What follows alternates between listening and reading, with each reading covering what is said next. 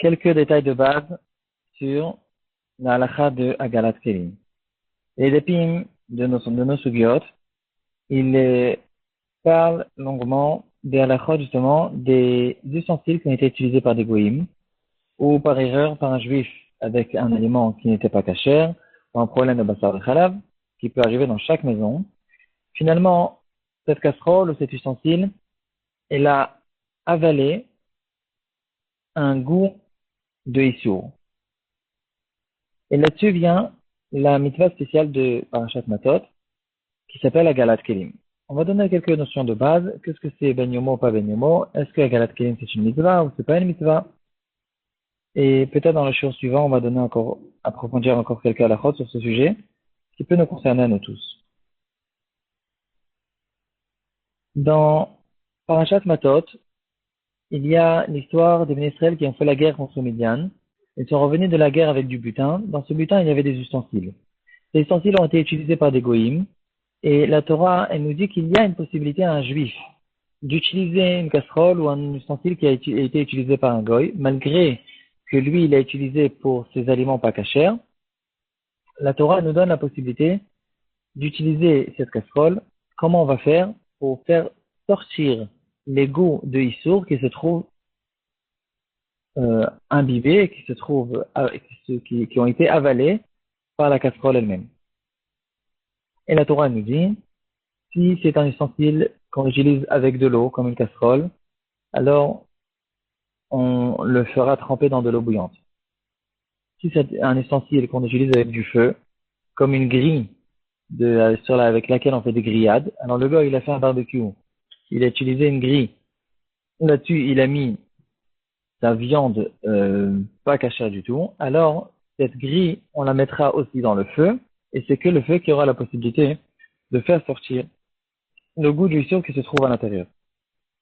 Dans la même paracha, il y a la mitzvah de Tvilat Kelim. C'est quelque chose qui n'a strictement aucun rapport, et il faut bien comprendre la différence qu'il y a entre les deux. La mitzvah de Tvilat Kelim, c'est d'abord une mitzvah. C'est pas un renseignement que la Torah nous donne, comme on va voir plus tard, à propos de Agalat Kelim. La mitzvah de Tvilat Kelim, c'est une question spirituelle, c'est un sujet spirituel, une tum'a qui repose sur un ustensile qui appartenait à un goy, et à cause de ça, on va lui faire le mikvé. C'est une question de tum'a et de tahara. C'est pas une question du tout de faire sortir des goûts. Et donc le mikvé, il est froid, et l'ustensile, il peut même être nouveau, complètement, il n'a jamais été utilisé, comme nous on connaît tous. On achète des ustensiles qui ont été fabriqués par des goïms. Cet ustensile appartenait à un goy, il faut le faire rentrer dans la kdusha du juif, et là, il faut qu'on sache s'apprécier un petit peu plus que ce qu'on a l'habitude. Il faut qu'on comprenne que on est vraiment le peuple élu et des gens qui sont très saints. Même les ustensiles qui nous appartiennent, il y a quelque chose, c'est différent. C'est un ustensile qui appartient à un juif, c'est quelque chose d'autre.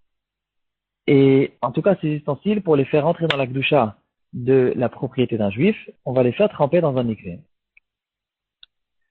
Dans le mikvé d'ailleurs, il faut faire tremper l'ustensile en un seul coup. Parce que c'est comme quand un être humain il se trempe dans le mikvé, il faut que même le dernier de ses cheveux se trouve tout en un seul coup dans l'eau. Ce n'est pas du tout le cas dans la Galat Kelim. Étant donné que c'est qu'une question de faire sortir des goûts, il est possible qu'il y ait une partie de l'ustensile qui a attrapé un goût taref et l'autre partie qui n'a pas attrapé de goût taref. Dans ce cas-là, je pourrais tremper dans l'eau bouillante que la partie du ustensile qui est taref.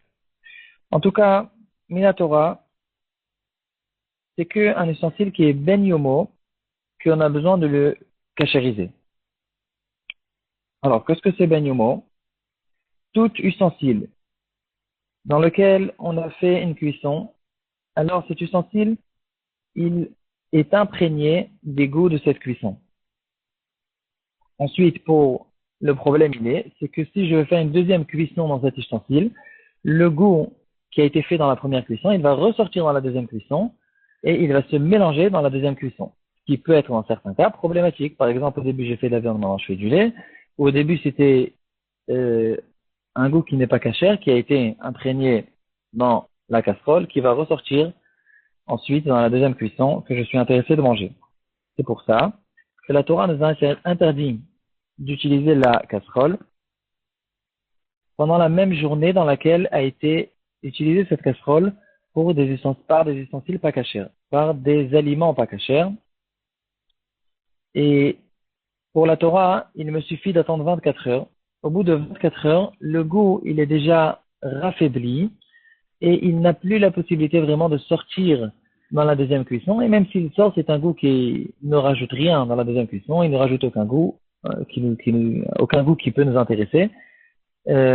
Et donc, pour la Torah, ça nous suffit. Et je n'ai même pas besoin de tremper cet ustensile pour lui faire sortir les goûts pas cachers qui se trouvent dans la casserole.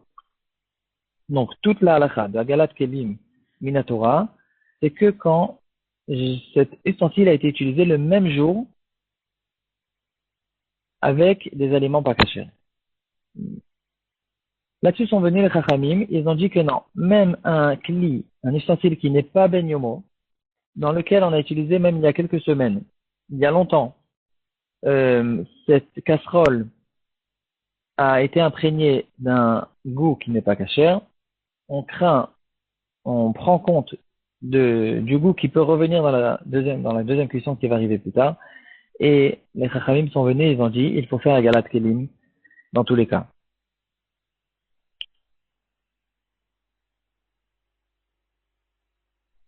Qu'est-ce que veut dire le mot Hag'ala?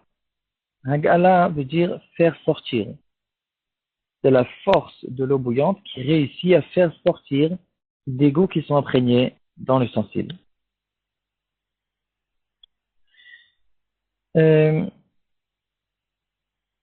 Si je fais Agalat Kelim à un ustensile qui est ben yomo, dans lequel j'ai utilisé le même jour le problème et la cuisson pas cachère, c'est passé le même jour dans l'ustensile, je peux me retrouver avec un problème avec la Hag'ala. Quel est le problème? Disons, le gars il est venu, il a utilisé ma casserole, tu fais une cuisson de viande pas cachère dans ma casserole. Ensuite, je suis intéressé à utiliser cette casserole. Je viens et je dis quel est le problème. Je fais Hag'alat Kelim. Il a utilisé cette casserole avec de l'eau.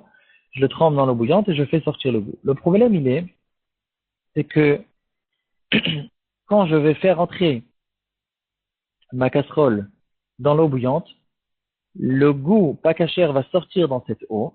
Et cette eau elle-même, elle est devenue pas cachère. Et en plus de ça, elle peut même rendre pas cachère la casserole, la grande casserole que j'utilise pour la Galat Kelim elle-même. Alors, comment je contourne ce problème? Il faut que j'ai dans l'eau de la casserole 60 fois plus que la quantité du goût que j'ai réussi à faire sortir de la casserole pas cachère. À cause de ça, ils ont venu les poskim et ils ont dit, je crains que pas dans tous les cas, je vais réussir à avoir 60 fois plus d'eau pour annuler le goût. Quand il va sortir de la casserole, il va tout de suite annuler dans l'eau. Si je fais pas mon calcul suffisamment bien, il est possible que j'utilise une casserole pour la Galat Kelim qui n'est pas suffisamment grande et qu'il y a beaucoup de goût interdit qui a été imprégné dans la casserole que je suis intéressé de cachériser et qu'il n'y ait pas suffisamment d'eau pour annuler l'eau qui va sortir de la casserole au moment de la cachérisation.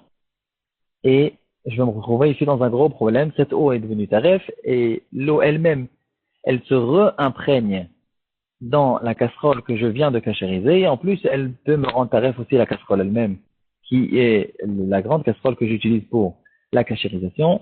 Ça nous cause des gros problèmes. À cause de ça, sont venus les poskim, le Tour et le Rama, dans Yoredea Siman Kuf Kaf Alef, ils ont dit une règle générale, En lehagil shum kli kozman shu ben yomo. On ne va jamais faire la hagala d'un ustensile quand il est encore ben yomo. On va tout le temps attendre 24 heures et grâce à ça, en fait, on contourne complètement tout le problème. On n'est pas du tout dans un deoraita. On est dans un goût qui est interdit que midera banane. Et là, même si j'ai pas 60 fois plus, alors les Chachamim ont permis. Et maintenant, est-ce que Agalat Kelim c'est une mitzvah? On a déjà un petit peu touché ce sujet au début du shiur. Tvilat Kelim, c'est sûr que c'est une mitzvah. Agalat Kelim, malgré qu'il a été écrit dans la Torah clairement, là-bas, dans Parashat Matot, dans Midbar Lamed Aleph, et que certains des Rishonim qui ont fait le compte des 613 mitzvot ont compté cette mitzvah dans les 613 mitzvot, quand même, c'est pas considéré comme une mitzvah. Et en fait, il y a plusieurs sortes de mitzvot. Il y a des mitzvot que je suis obligé de faire tous les jours, comme les tefillin, ou une fois par an, comme le loulav. Ça, c'est des mitzvot obligatoires. Il y a des mitzvot qu'on va appeler un peu facultatives, comme par exemple la mitzvah de shrita. Est-ce que de faire la shrita d'un animal, c'est une mitzvah ou c'est pas une mitzvah? Je peux passer toute ma vie sans faire de shrita, et même quand je fais la shrita, c'est pas sûr que je suis en train de faire une mitzvah. Juste la Torah, elle est en train de me dire, sache que si tu es intéressé de manger de la viande, tu dois la manger de telle et telle manière et pas d'autre manière. Ça, c'est ce qu'on appelle une mitzvah kiyumit. C'est vrai qu'on fait la mitzvah, la bracha sur la mitzvah de shrita, parce que même sur une mitzvah facultative, on fait la bracha. Certains Rishonim considèrent la galat kelim aussi un peu comme une mitzvah facultative, c'est-à-dire la Torah te dit, tu es pas obligé d'utiliser cette casserole, mais si tu veux utiliser cette casserole, tu dois la cachériser. C'est considéré un petit peu comme une mitzvah, mais d'autres Rishonim considèrent cette chose-là même pas comme shrita. C'est pas du tout une mitzvah, c'est juste un renseignement que la Torah te dit. Fais attention, sache qu'il y a, si ça existe, c'est quelque chose qui existe, qu'un ustensile s'imprègne d'un goût qui n'est pas cachère, qui va ressortir dans la deuxième cuisson. Et sache aussi que si tu es intéressé de neutraliser ce goût, tu as la possibilité de cachériser de telle et telle manière. C'est qu'un renseignement que la Torah te dit, mais il n'y a là-dedans aucune mitzvah. Il y a dans le livre Agalat Kelim, il ramène un minag des Juifs qui habitaient en Inde, une keila de Juifs qui habitaient en Inde à l'époque. Ils avaient l'habitude de faire la bracha sur la gala, à cause que eux, ils pensaient que c'est considéré comme une mitzvah, ou ils pensaient par erreur, ou ils pensaient comme peut-être certains Rishonim qui pensent comme ça, mais bien sûr, la majorité des Rishonim pensent que ce n'est pas du tout considéré comme une mitzvah, et bien sûr que la bracha, on ne fait pas de bracha d'après tous les possibles sur la gala.